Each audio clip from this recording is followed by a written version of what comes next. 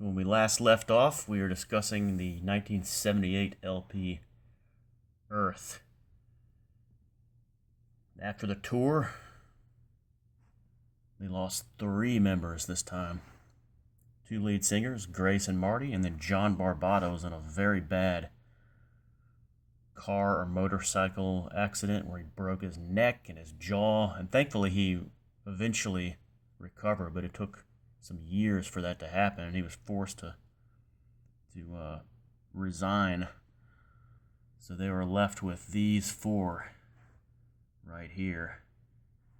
And it was a similar situation to circa 1970 with Jefferson Airplane, in which manager Bill Thompson described that time as being a chicken with its head cut off. But they were able to revamp and come back and keep things going.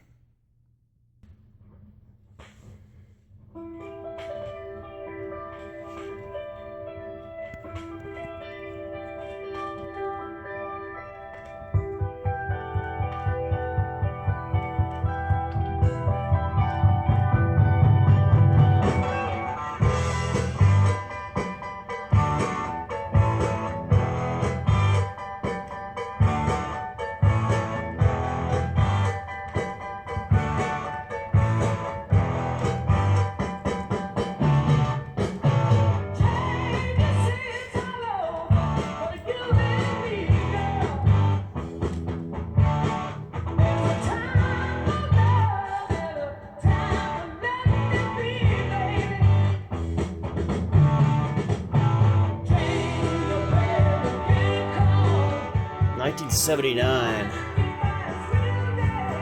Freedom at Point Zero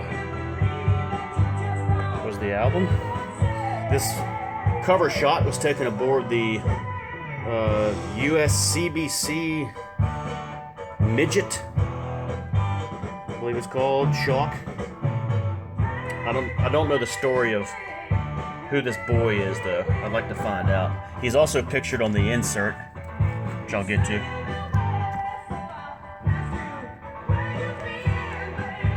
So we had some personnel changes. There's the boy again, right there.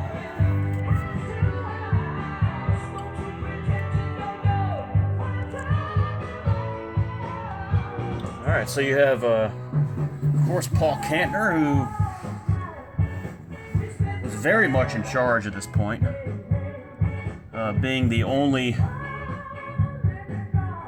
member of Jefferson Airplane left, and he's carrying a stormtrooper's helmet in this picture. Looks like a shot I take at Rio. There's Pete Sears, David Freiberg, who did most of the writing on the song Jane. Okay, so to replace the lead singers that had left, they hired Elvin Bishop Band singer Mickey Thomas, who's right there. And to replace John Barbata, they brought in Ansley Dunbar, who looks like Alice Cooper in that picture. English drummer who had been with Journey on their first 4 albums. This is the pre-Steve Perry Journey. And after he left Jefferson Starship, I think he joined Whitesnake. He played with a bunch of other big names. And you still have Craig Chaquiso on lead guitar right there. So this is the Sausage Fest lineup of Jefferson Starship. The only time that you would see an all sausage lineup. Alright, let's get to the content. Sorry, I said insert. That's the inner gatefold, but here's the insert. Make sure so you have the lyrics on the back. And then here's the insert picture. Alright. From left to right on your radio dial, just a review: Pete Sears on bass and keyboards, Ainsley Dunbar on drums, David Freiberg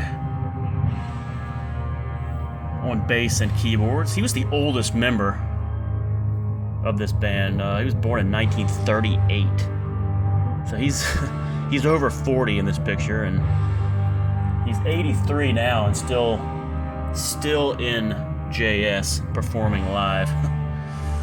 And then Paul Kantner on the rhythm guitar and backing vocals, sometimes lead vocals. Craig Chaquico on lead guitar, Mickey Thomas on lead vocals. So they went from a very syrupy and watered down sound in Earth to a very hard rock sound, a very AOR album-oriented rock type of sound, which was very popular at the time. Jane it was a top 20 hit. It went to number 14 on the charts. Guitarist Craig Chaquico had to fight tooth and nail for every second of his guitar solo. There, the manager wanted to trim it down for the radio. I mean, it was just, the song went over 4 minutes. So I don't know why they wanted to trim it down any more than that. It was like I think it was 4:08 is the time, but Chaquico showing his chops on that song. Just the Same is also a good one.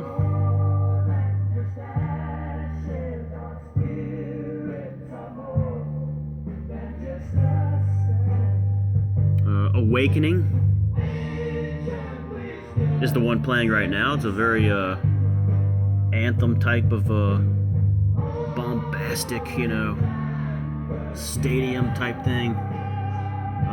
As is the song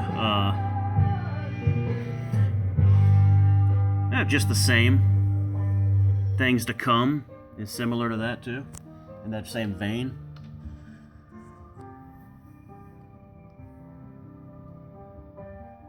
Girl with the Hungry Eyes is a good Kantner song, with him pulling most of the lead vocals.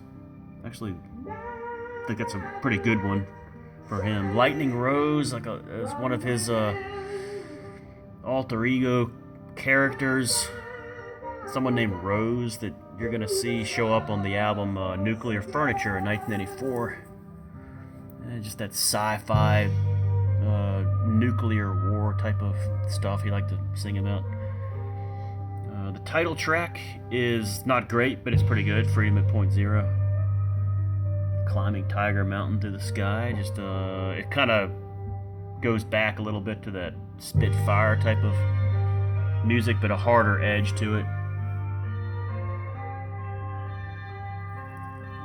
Craig Chaquico starts to really assert himself on this album, and Ainsley Dunbar brings more of a rock sound with the drums. Those are two of the main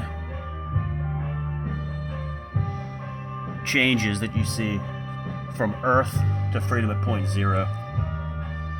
The worst song on here is one called Rock Music, which was released as a single. It's written by Chaquico, and it's just, no disrespect, but it's just very pretentious, and just it just has like Mickey is annoying on it, and I usually don't say that about him. Rock and roll is good time music. Listen to it. That's the chorus. Come on.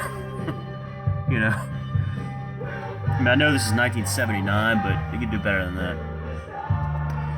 The one ballad on this is Fading Lady Light. And Fading Lady Light is one that, I say ballad, you start thinking about Marty Balin. You listen to this song though, and I know immediately that just the key that it's in, and the music around it, Balin could not have done this song well. Just like Mickey could not do the song Count on Me or Miracles very well. And I know because I've heard him cover it in recent live shows, and it's not bad. It's fine, but it's just better suited to Balin's more soulful voice. You know, just like Balin wouldn't be able to bring the best out of a song like Fading Lady Light, which is going to be the first of quite a few ballads you're going to see during this period from 1979 to 1984. And you're also going to see the team of Pete Sears and Jeanette Sears, his wife, really start to be more prominent. They did not have any... They did not write any songs together on the previous albums. You saw some songs where Pete Sears was credited, but this writing team began to really provide some things to the forthcoming albums. So Fading Lady Light, Just the Same, Awakening. So you really see their fingerprints starting to be dotted over the album in this album in the new era of JS. So just to compare this one to the previous albums,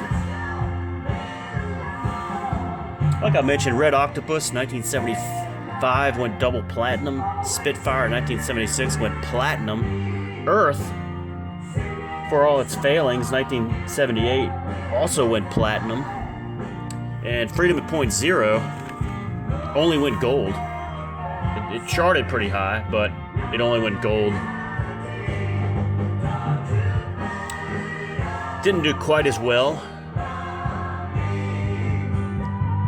Some of that can be attributed to the absence of Grace Slick and Marty Balin, both huge presences in this band. It received some pretty good reviews. It also received some criticism, some from Rolling Stone even, which we will mention more on the next album that came out. And the fans would never, some of the fans of JS would never fully embrace Mickey Thomas, even to this day. But it wasn't overall, it was a pretty good achievement to come back and have a great deal of success and a very successful tour. Not everyone loved the change in the sound or more hard rock sound either, but it's still fairly critically acclaimed.